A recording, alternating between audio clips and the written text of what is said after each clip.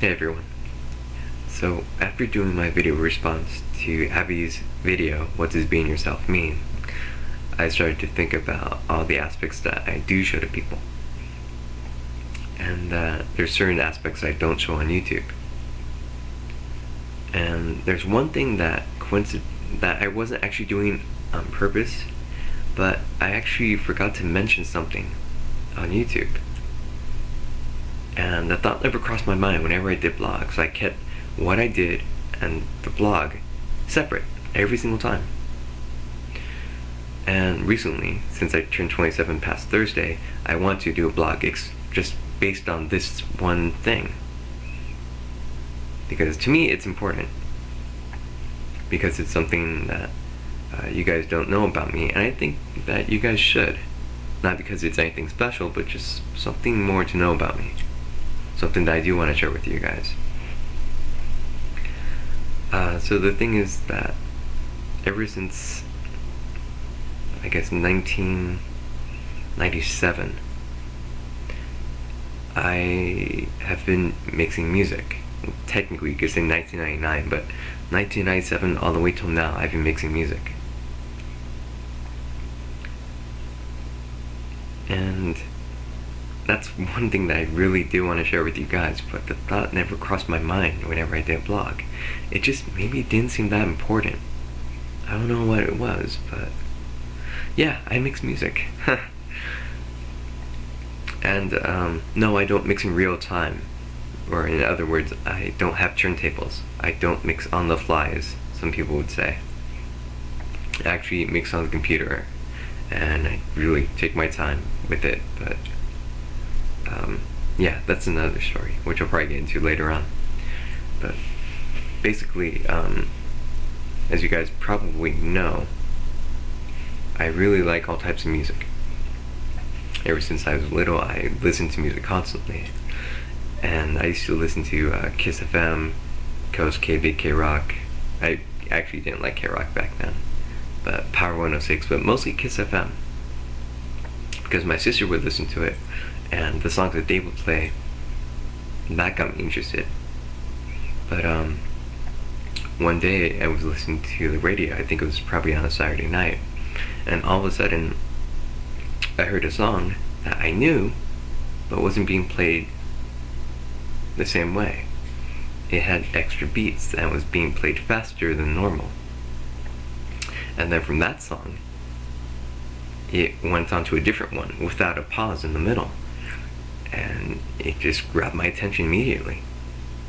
I kept listening to this because the next song I knew, but yet it sounded different. It had extra things in it. And just the idea of it sounding different, but yet sounding better than the original, really grabbed my attention and really made me want to find out what exactly this was. And then after a while I noticed that on Fridays and Saturdays is when this thing would happen. So what I would do is on Sundays, because usually I would listen on Saturdays, so on Sundays I would call in the morning and call and try to figure out what was that song you played. Why did it sound so different? What was that? But of course they would never pick up, because on Sundays, it's not that they were closed, but they would play a repeat of Rick D's Top 40, so no one would be there to answer the phones, not till like maybe 12 o'clock. So there I was, like 7 a.m. all the way to 10, calling and calling and calling, and no one would ever pick up. Kind of sad, but yeah. And then after a while of listening to Kiss FM, I heard them advertise about this thing called Club Kiss, which I found out was on Friday and Saturdays, which they would mix, and that's where the idea of mixing came into mind. I heard about this guy named DJ Jimmy Kim, which is the main person who used to mix back then, and that's where I started to listen just every single Friday and Saturday. If I had a Walkman or just a radio, I would just try tuning whenever I could just to hear what this person could come up with. All the ideas that would flow into this guy's mind, and the idea that he could mix it with anything. And so I would listen to other stations, but Kiss FM was the main one that I would listen to. And of course, since it only came twice a week, what I would do is I would actually go buy a cassette tape and hit record and record all the music they were playing. I'd try to stay up as late as I could just to hear what they would come up with. And then throughout the week I would keep playing it over and over and over again. After a while I could identify the beats, the intros, the outros, everything that was going to happen. You could tell just by hearing the beat. You're like, oh, I know what song it is. Huh. And then after a while you could hear it. You could tell where they were going to end it, how it was going to be. And it was just really fun. Up to this day I probably have about 500, maybe 600 cassette tapes just full of mixes from probably all the radio stations from here. Kiss FM, Power 106, Power Tools, Ghost K-Big, K-Rock, KGGI 99.1, where they used to have that Earthquake mix, which I don't know what happened to it, but it's no longer there. But yeah, all those stations.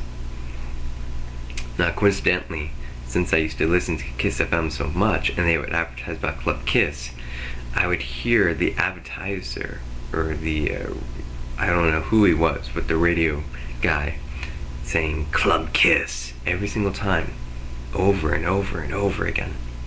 So after a while I could mimic it, and that's where my scream voice, Hello Sydney, or Our Evil One, came in to play.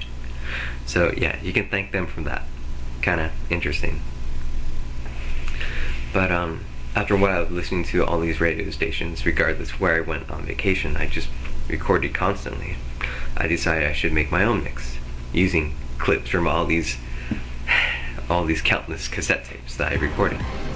So I would not chop and paste, but I would basically have a dual cassette tape where I could play and record at the same time, to the point where I could catch the timing. So when one song ended, immediately everyone would start and carry on in like a non-stop medley, if you would. And then after doing that, I went to the computer side of things. So basically back in 1998, maybe 1999, I started, because I had a lot of CDs, but they were mostly CD singles, so all they had were remixes on there. But I started recording these songs onto the computer and using Sound Recorder to mix them together. And if it was too long of a song, I would just chop up the audio files from a WAV file into smaller WAV files and then use those. Now if you've ever used Sound Recorder, you can't adjust the speed. So I had to choose songs that were around the same beats per minute, around the same tempo. Too fast, too slow, I couldn't use it. Amazingly, a lot of songs back then all went by the same tempo, so I had no trouble. It took me about 6 months to create my first mix, but I put a lot of time and effort, probably 6 to 8 hours each day. And remember, that's all I'm using. I had this Yamaha program, which is what I would use to record the audio, but that was it. Sound Recorder was the only thing I was using. There was no Acid Pro back then. I don't think back in 1999. Probably not. But yeah, I finished my first mix in 99, and later on, I kept trying to create mixes, but it became more difficult because everything had different tempos. And of course, when you listen to radio, they can manipulate those tempos and the pitches and everything, add sound effects and all those types of things. I can't do any of that. So later on, one of my friends told me about this program called Acid Pro. Back then, or when I started, it was Acid Pro 3.0, where you could just use MP3 and WAV files. It had limited sound effects, I didn't really know how to use them anyway. So what I would do is just import songs and just try to mix them together and make them work. Most mixes would usually take about 3 to 6 months. And the funny thing is, when I first heard MP3s, when Napster first came out, they were terrible quality. And that's the hilarious thing. I would be exposed to CD quality and WAV files so much that when I heard MP3s, they sounded awful. Now, either MP3s improved over time, their compression rate was better, or maybe it was lossless after a while, where you don't lose any data files, or maybe my ears just got used to how MP3 sounds. But back then, you could really hear the difference. It's like listening to music over the phone. Really poor quality.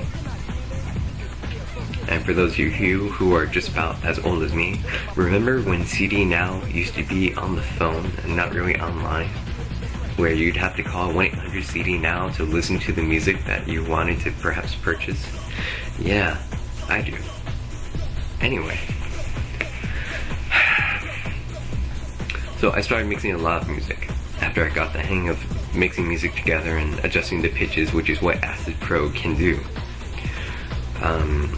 I did short mixes, I did huge mega mixes. Usually they're about 60 minutes long. I'd mix everything and anything. Country, hip-hop, rap, techno, blues even. But anything I could think of, classical music, and just throw it all together. Listen to it constantly, and that's what I would do. Over and over, countless days. And that's what I've been doing pretty much up until now. Or presently, because I haven't stopped. A lot of my friends who I do show it to, because I'm really nervous about showing these things to people, they actually say it's pretty good, but I kind of don't want to believe them, because the problem is a lot of people have egos, and that's one thing I don't want. I don't want to think, oh yeah, my mixes are better than yours. You know, who wants to think like that? I mix my music because I like to. It sounds nice, and I enjoy it. If other people enjoy it, that's good too. I don't mix it to show off. Anyway, there is one problem that I am kind of having, which is all these mixes I'm doing, I can't really do anything with them. Some people, they say they're really good, they sound professional. Well, that's great. They're all copywritten. I can't sell them. Sure, I can sell them illegally, but who wants to do that? You would get caught, fined up to what, $5,000 and go to jail. Yeah, let's do that. Now, of course, if you upload them online, if your mix is really good, what's to stop someone from saying, oh, I can just rename that, put that as mine, and since I have a bigger name, I can claim it as my mix. Or maybe if I know the artist, I can get permission from that person, and you'll get screwed, and I'll make all the money. Yeah, that sounds really great. Let me put my music up online. So, I'm kind of stuck. Now I have all these great mixes and ideas. I can't do anything with them, because anyone can take it, copyright it, or get permission from the artist and make money off of it. And now all I can say is, oh, that was my idea, that's it. It's not like a new invention where you can patent it, and copyright it, and then you own it for what, 5 years, 10 years? You can't do that with a mix, because they're already copywritten. So what do? That's my question. Anyway, the only music that I can probably show you is the first mix I ever made, which is from a cassette tape. All that is recorded from radio stations, so I have no problem showing you that. Sure, it's my creativity, but a majority or a huge part of it is just from the radio. So it's not like I'm giving anything special away on there. But all the other mixes, the rest of the 9+ years, yeah, you can't hear it. Sadly. Because I'm pretty sure YouTube would come down on it. I assume if I put music on here and YouTube finds out that it's from the radio, do you think they would take off the vlog? Anyway. So yeah, I mix music. Interesting, don't you think? Anyway, so yeah, that's basically all I wanted to let you guys know. Tell me what you guys think, if you guys mix music. I don't know. Tell me your comments, ideas, anything at all. So, yeah, that's gonna be it. And maybe I'll do another blog about this music mixing. Maybe someone figures out a way to protect my mixes or ideas of mixing music. Then maybe I'll start putting music on YouTube, just as samples, to show you what I can do. Not that it'd be any good, but just to get some feedback. Anyway, yeah, that's gonna be it for now. And yeah, I do have a couple other vlogs I have to make. So if I take a while, I'm sorry. But yeah, so I'll talk to you guys later, okay? Bye. Oh yeah, one last thing. Stop the whole thing. Crazy. Okay. So, since technically I'm a DJ, but unofficially I'm a DJ, I went by two different, no, not two different names, but two similar names. One is DJRC, hence my first name and last name. But I noticed there's a lot of DJRCs out there. There's probably one in New York, one in California, one who appeared on Pro Tools on Power 106. So I didn't want to go by that, so I added DJRC227. Long story with the number, but the thing is, no one is going to think about choosing that number unless they have something in common with it, that they really think that they should really use that number. And one last thing I probably want to say is when Britney Spears was starting to become big, there was a news report where they said that people were trying to buy the name, so they would own that name, and when Britney Spears or whoever became famous, they would have to pay that person a large amount of money just to use your name as an artist title, or just as the artist name. So let's say Madonna was barely starting to hit the media, and you're like, okay, well, since she's getting big, I'll take a chance and I'll purchase Madonna the name.